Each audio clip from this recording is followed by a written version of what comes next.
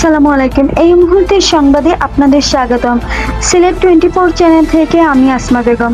বাংলাদেশকে $2 বিলিয়ন নতুন সহায়তার প্রতিশ্রুতি দিয়েছে বিশ্ব ব্যাংক, যা বাংলাদেশি মুদ্রায় 23,896 কোটি 84 লাখ টাকা। অন্তর্বর্তী সরকারের সংস্কার এজেন্ডাকে সহায়তা করতে চলতি অর্থবছরে বাংলাদেশকে ঋণ প্রদান বাড়ানোর জন্য প্রতিশ্রুতি দিয়েছে বিশ্ব ব্যাংকের কান্ট্রি ডিরেক্টর আব্দুল্লাহ শেখ। মঙ্গলবার 17 সেপ্টেম্বর ঢাকায় রাষ্ট্রীয় অতিথি ভবন যমুনায় প্রধান উপদেষ্টা অধ্যাপক ডক্টর মোহাম্মদ ইউনূসের সঙ্গে সাক্ষাতের সময় নতুন এই সহায়তার প্রতিশ্রুতি দেন তিনি। প্রধান উপদেষ্টার প্রেস উইংয়ের পাঠানো এক বিজ্ঞপ্তিতে এ তথ্য জানানো হয়েছে। আব্দুল্লাহ শেখ জানান, গুরুত্বপূর্ণ সংস্কার কার্যক্রম, বন্যা পরবর্তী সহায়তা, বায়ু মান উন্নয়ন এবং স্বাস্থ্য খাতের জন্য বিশ্ব ব্যাংক চলতি অর্থবছরে প্রায় $2 বিলিয়ন নতুন অর্থায়নের জন্য প্রস্তুত রয়েছে।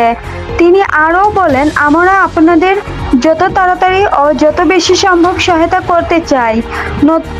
নতুন প্রতিশ্রুতির পাশাপাশি বিদ্যমান কর্মসূচি থেকে প্রায় $1 বিলিয়ন অতিরিক্ত অর্থ দেয়া হবে।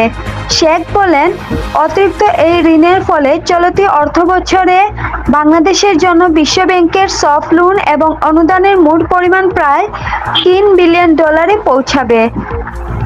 বিশ্ব ব্যাংক প্রধান বলেন, সংস্কার সম্পন্ন করা বাংলাদেশের তরুণ, বিশেষ করে প্রতি বছর চাকরির বাজারে প্রবেশকারী 2 মিলিয়ন যুবকের জন্য অত্যন্ত গুরুত্বপূর্ণ।